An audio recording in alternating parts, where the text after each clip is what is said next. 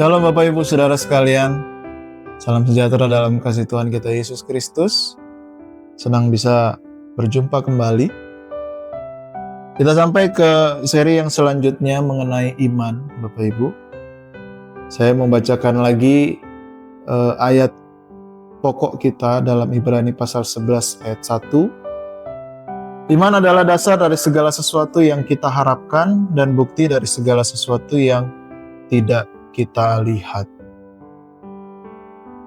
Bapak Ibu bisa saksikan video-video saya sebelum-sebelumnya.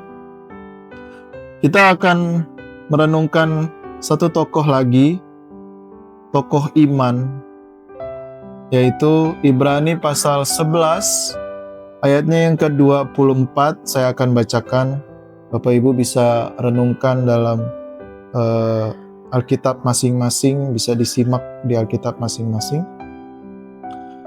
Ibrani 11 ayat 24. Karena iman maka Musa setelah dewasa menolak disebut anak putri Firaun.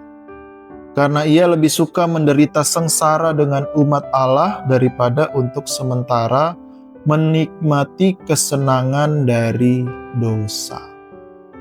Tokoh yang selanjutnya yang mau kita renungkan adalah Musa, Bapak Ibu. Musa ini kita mungkin bisa renungkan, bisa cari tahu ceritanya lebih dalam di kitab Keluaran ya.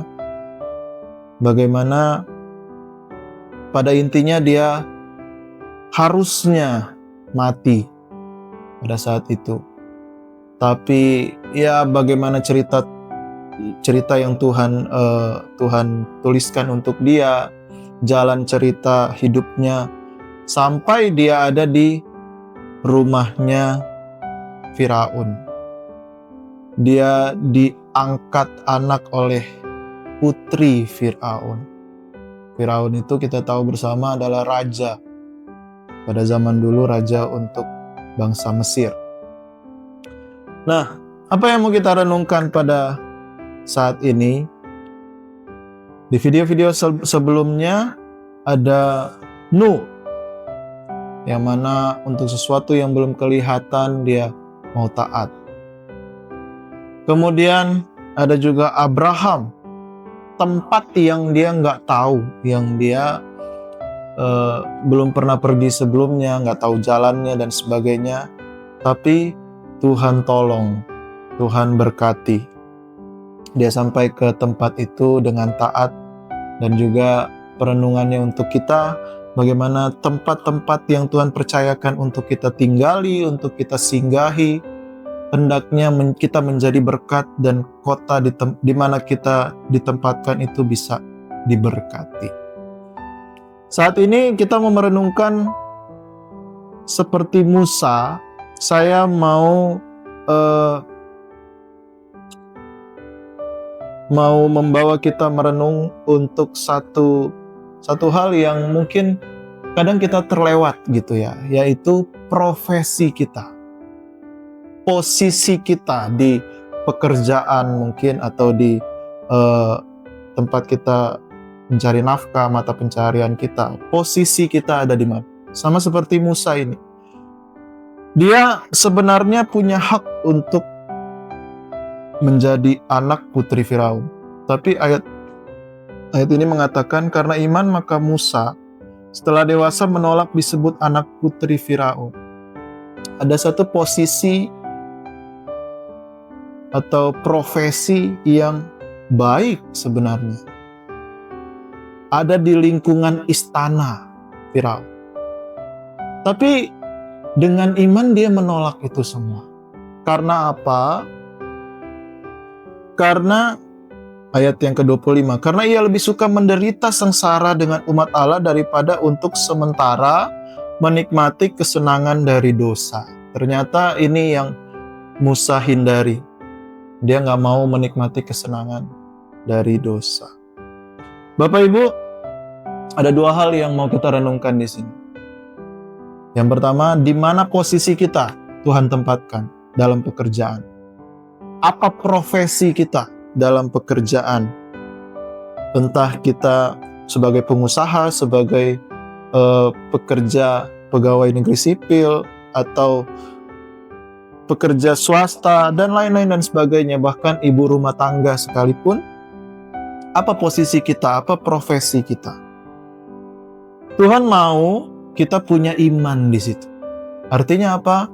Kita taruh dasar yang kuat untuk kita bekerja, untuk kita punya profesi yang baik, untuk kita punya posisi yang baik. Dimanapun Tuhan tempatkan. Mungkin ada yang sedang berdoa untuk naik jabatan. Mungkin ada juga yang sedang berdoa untuk pindah tempat pekerjaan. Atau mungkin ada juga yang sedang berdoa untuk tempat yang sudah ditempatkan sekarang sudah nyaman, sudah baik, dan biar Tuhan memberkati lebih lagi. Pada intinya, di poin yang pertama ini, Tuhan mau kita jadi berkat di tempat di mana kita bekerja, dimanapun itu. Berdoalah untuk pekerjaan, berdoalah untuk profesi. Jangan kita ada di tempat-tempat yang Tuhan gak suka, sama seperti Musa ini. Menikmati kesenangan dari dosa. Ternyata orang-orang Mesir, dari yang istana sampai yang kalangan bawah, mereka menikmati kesenangan dari dosa. Dan yang kedua, yang terakhir, kita mau merenungkan ayatnya yang ke-25. Karena ia lebih suka menderita sengsara dengan umat Allah. Di sini bukan berarti kita harus menderita dalam hidup ini, bukan. Ada juga sukacita, ada juga damai sejahtera yang Tuhan kerjakan. Tapi kita juga harus memikul salib kita. Apapun itu, pikulah salib. Apapun itu, kita dalam bekerja semua profesi. Saya akhir-akhir ini baru merenung. Ternyata semua profesi, apapun itu, ada beban, ada plus, ada minusnya, ada positif, ada negatifnya. Dimanapun kita Tuhan tempatkan, berdoalah untuk profesimu. Jadilah berkat dimanapun engkau berada, tempat pekerjaan. Biarlah pekerjaan kita, profesi kita, posisi kita, Tuhan memberkati. Puji Tuhan. Saat ini kita mau tundukkan kepala, kita bersyukur atas firman Tuhan, kita berdoa. Bapa, dalam nama Tuhan Yesus Kristus, kami bersyukur atas renungan firman-Mu pada saat ini. Biarlah Engkau bekerja melalui kami dan apa yang kami kerjakan. Mata pencarian kami Engkau berkati, aktivitas kami Engkau berkati. Terlebih juga Tuhan, kalau ada jemaat-jemaat-Mu yang rindu mempunyai pekerjaan yang lebih layak, lebih baik, kami berdoa di dalam nama Tuhan Yesus Kristus. Berikan kami pekerjaan yang berkenan di hadapan-Mu. Kalau ada dari kami yang saat ini sedang ada di tempat pekerjaan yang tidak baik, mungkin mereka banyak dosa di sana. Kami berdoa biar Engkau berikan pekerjaan yang layak, yang berkenan di hadapan-Mu di dalam nama Tuhan Yesus Kristus. Dan biarlah apa yang kami kerjakan Engkau buat berhasil. Terima kasih Tuhan, berkatilah firman-Mu ini sehingga kami bisa melakukannya dalam hidup kami. Dalam nama Tuhan Yesus Kristus kami berdoa. Haleluya. Amin. Puji Tuhan. Tuhan memberkati.